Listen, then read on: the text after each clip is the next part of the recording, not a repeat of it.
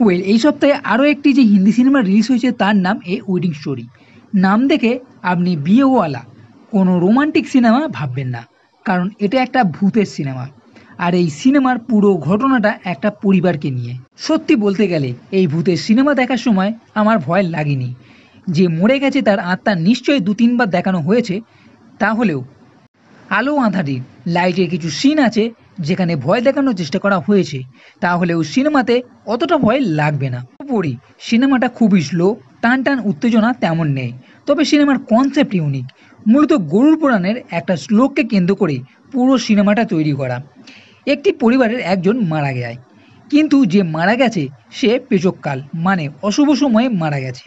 সেই জন্য পণ্ডিতজি এই ব্যক্তির সঙ্গে 5টি পুতুল তৈরি করে তার মধ্যে জীবন সৃষ্টি করে পুতুলগুলোকে ওই ব্যক্তির সঙ্গে জ্বালিয়ে দিতে বলে।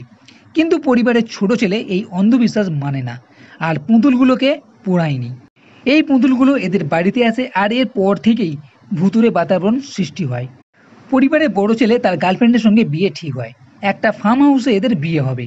কিন্তু ইতিমধ্যেই তার বোন ভূত দেখতে শুরু করে এবং এক এক করে এই পরিবারের সবাই মরতে থাকে।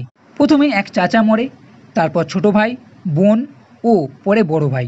এই হচ্ছে সিনেমার গল্প, এবং কিভাবে তারা মরবে, ভূত কিভাবে ভয় দেখাবে, এই সব নিয়েই এই সিনেমার গল্প। সিনেমার প্রথম 20 মিনিট তেমন কিছুই নেই, কাহিনী বিল্ড আপ করা হয়েছে। এরপর থেকে হালকা ফুলকা ভুতুরের সিন দেখানো হয়েছে, এর সঙ্গে নানা রকম অন্য কিছু ঘটনা ও লোক মরা। এর মধ্যে এমন কিছু সিন আছে যা আপনাকে বোর করতে পারে। সিনেমার স্ক্রিন প্লে খুব একটা টাইট নয়। সিনেমার গল্প আরও ভালো হতে পারত যদি আরও ভূতের ভয়াবহতা এবং সাধারণ দর্শক ভয় পেত। এর সঙ্গে গল্পের মধ্যে জমাট ভাব থাকতো।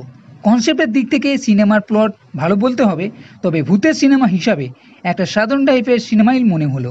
কারণ এর আগে এমন সব ভূতের সিনেমা দেখা হয়ে গেছে, যার জন্য এই ওয়েডিং স্টোরি ভূতের সিনেমা আপনি ভয় পাবেন না।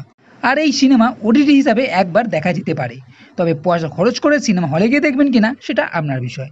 তো বন্ধুরা, এই ভিডিও যদি ভালো লেগে থাকে তাহলে লাইক করো, কমেন্ট করো, শেয়ার করো, আর এই চ্যানেলটির সাথে কখনোই ভুলবে না।